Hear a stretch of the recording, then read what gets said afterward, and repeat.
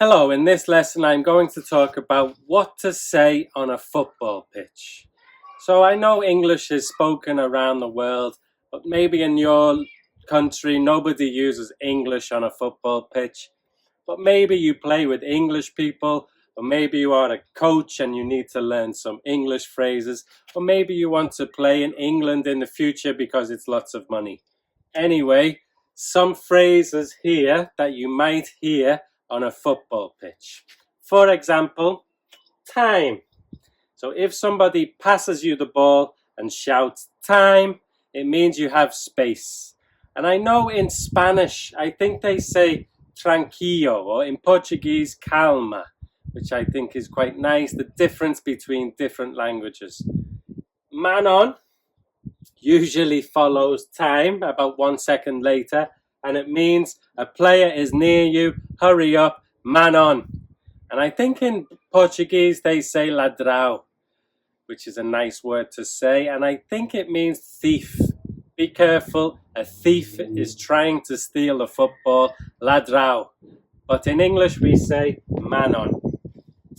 These two here, mine and leave it. I don't know if this is just in England, but when I was younger and I played football, if I shouted mine when I wanted to get the ball or leave it, the referee would blow up free kick because it was unsportsmanlike behavior, because maybe I was trying to deceive the other team by shouting mine and pretending I was on their team.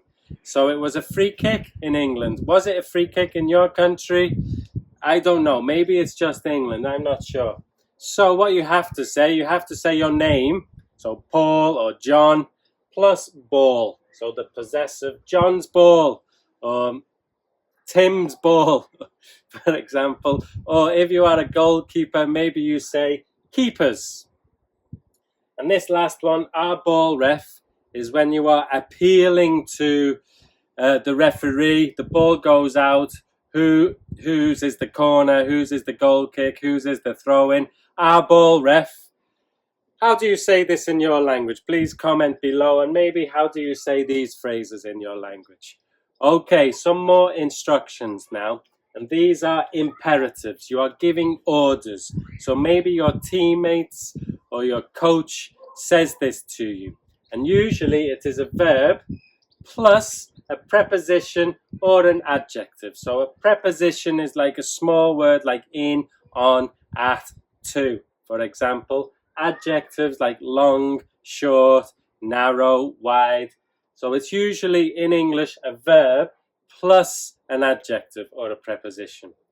So for example, get. Get is a very common verb in English.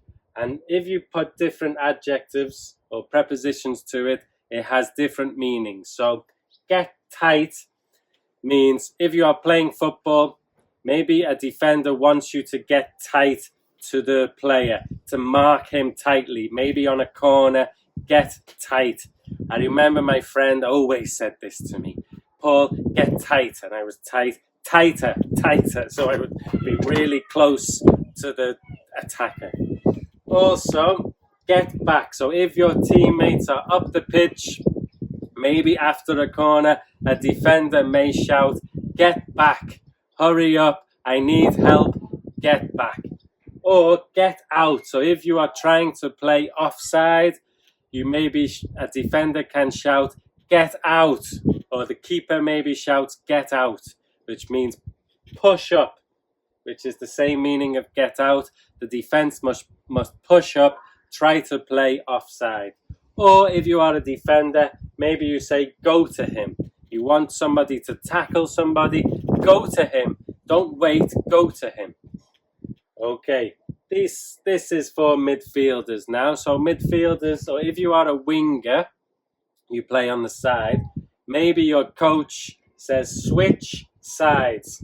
So if you are on the right, switch sides. Or the same meaning, swap sides. So again, swap sides from the right to the left or the left or the right. Or he wants you to maybe stay wide. So to stay wide means get close to the sideline. If you are a winger, stay wide. get close to the sideline, get chalk on your boots, we say in English this phrase. So the chalk from the sideline, get chalk on your boots. Stay wide. Or maybe your coach wants you to stay inside. So stay in the midfield, stay inside, try to get the ball and influence the game from inside. Or if you are a winger, maybe you cut inside. So to cut inside is to from the wing, cut inside. So to run into the middle of the pitch, maybe with the ball or maybe without the ball. Maybe just make a run. But Iron Robin, he always does this. He always cuts inside onto his left foot, curls it into the goal. Or maybe your coach says, run at him. Run at him. So maybe you get the ball at your feet, attack the defender, try to go past him, take him on. Take him on is it's a phrasal verb actually, it's this side. Here is some upper intermediate level language now. This is multi-word verb. So this is a verb with an object in the middle plus a preposition.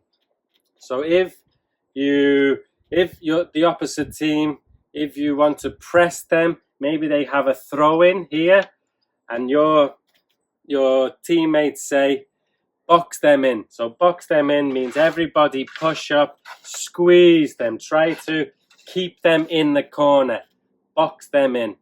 Or if you are a winger, maybe you get to the byline, and you're running here, you get to the byline, the goal line, and somebody here says, pull it back.